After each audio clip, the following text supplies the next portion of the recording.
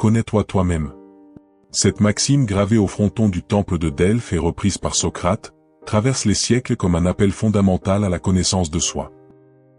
Mais se connaître, ce n'est pas seulement accumuler des informations sur sa vie ou ses goûts. C'est apprendre à s'observer, à regarder avec attention et honnêteté ce qui se passe en nous. Apprendre à s'observer, c'est un chemin de lucidité, d'autonomie et de transformation. C'est une pratique essentielle pour mieux vivre, mieux choisir, mieux aimer, mieux créer. Et pourtant, combien d'entre nous vivent sans jamais s'arrêter pour se regarder vivre? Aujourd'hui, je vous propose de réfléchir ensemble à ce thème essentiel, apprends à t'observer, à travers 3 grandes parties. 1. Pourquoi est-il important d'apprendre à s'observer? 2. Comment peut-on s'observer concrètement? 3. Quels bienfaits en tire-t-on dans sa vie personnelle et sociale? 1. Pourquoi est-il important d'apprendre à s'observer? Une clé pour mieux se comprendre? S'observer, c'est prendre conscience de ses pensées, ses émotions, ses réactions. C'est comprendre pourquoi on agit d'une certaine façon. Par exemple, si je me mets toujours en colère dans certaines situations, mais que je ne prends jamais le temps d'y réfléchir, je reste prisonnier de mes automatismes. Exemple, une personne qui a toujours peur de parler en public peut, en s'observant, découvrir que cette peur vient d'une expérience d'humiliation vécue enfant. Cette prise de conscience est le début d'une libération. Une manière de reprendre le pouvoir sur sa vie? Quand on ne s'observe pas, on subit. On agit par habitude, par impulsion, par imitation. S'observer, c'est passer du mode réaction au mode action.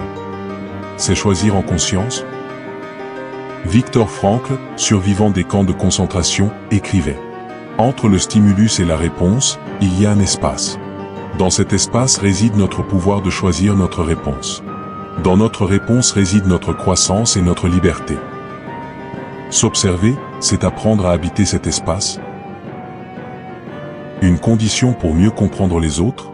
Celui qui ne s'observe pas projette souvent sur les autres ses propres peurs, frustrations ou désirs. En se connaissant mieux, on devient plus juste dans sa façon de voir les autres.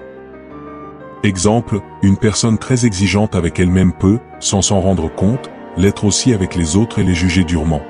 En comprenant ce mécanisme, elle peut devenir plus bienveillante. 2. Comment peut-on s'observer concrètement? La pratique de l'attention, ou pleine conscience. La pleine conscience consiste à observer ce qui se passe en soi, sans jugement. On peut pratiquer cela par la méditation, mais aussi à tout moment de la journée. Exemple simple, avant de réagir à un message qui vous énerve, vous vous arrêtez, vous respirez, vous observez ce qui se passe en vous, colère, tension, peur. Et ensuite seulement, vous répondez. Ce petit temps d'observation change tout. Jon Kabat-Zinn, créateur du programme MBSR, dit: la pleine conscience, c'est porter son attention, de façon délibérée, au moment présent, sans jugement. L'écriture de soi, tenir un journal, écrire ses pensées, ses émotions, ses expériences, est une forme d'observation puissante. Cela permet de mettre de la distance, de mieux comprendre certains schémas répétitifs. Exemple, une personne qui note chaque jour ce qu'elle ressent au travail peut découvrir que son mal-être vient d'un sentiment d'inutilité ou de manque de reconnaissance.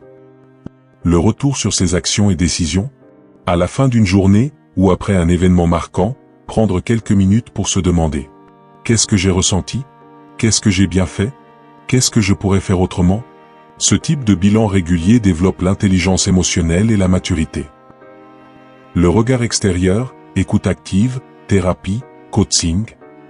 Parfois, nous avons besoin d'un miroir. Une personne de confiance, un thérapeute ou un coach peut nous aider à nous voir là où nous ne regardons pas. Carl Jung disait: tout ce qui ne remonte pas à la conscience revient sous forme de destin. Apprendre à s'observer, c'est refuser de rester aveugle à ce qui nous gouverne. 3. Quels bienfaits en tire-t-on dans sa vie personnelle et sociale?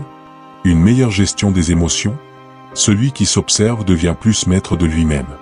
Il ne nie pas ses émotions, mais il les comprend, les accueille et les canalise. Exemple, un professeur qui sent la colère monter face à un élève insolent peut, grâce à l'auto-observation, choisir de répondre avec fermeté mais calme, au lieu d'exploser. Une amélioration des relations.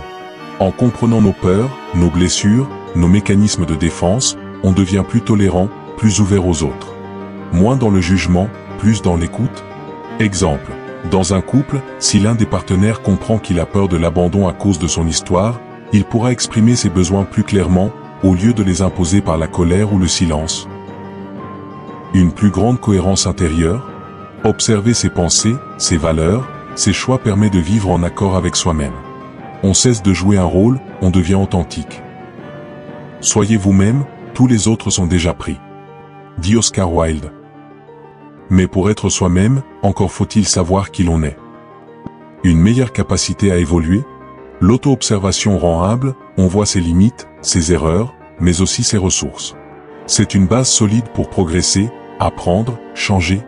Exemple, un entrepreneur qui observe ses échecs sans les fuir peut en tirer des leçons précieuses pour la suite. Conclusion. Apprendre à s'observer, c'est une discipline intérieure, mais aussi un acte de courage. Cela demande du temps, de l'attention, parfois du soutien. Mais c'est un investissement qui transforme notre rapport à nous-mêmes, aux autres et au monde. Alors oui, apprends à t'observer. Non pas pour te juger, mais pour mieux te comprendre. Non pas pour te contrôler, mais pour te libérer. Non pas pour devenir parfait, mais pour devenir plus humain. Krishnamurti dit, l'observation sans évaluation est la plus haute forme de l'intelligence. Et si cette intelligence-là était justement ce dont notre époque a le plus besoin ?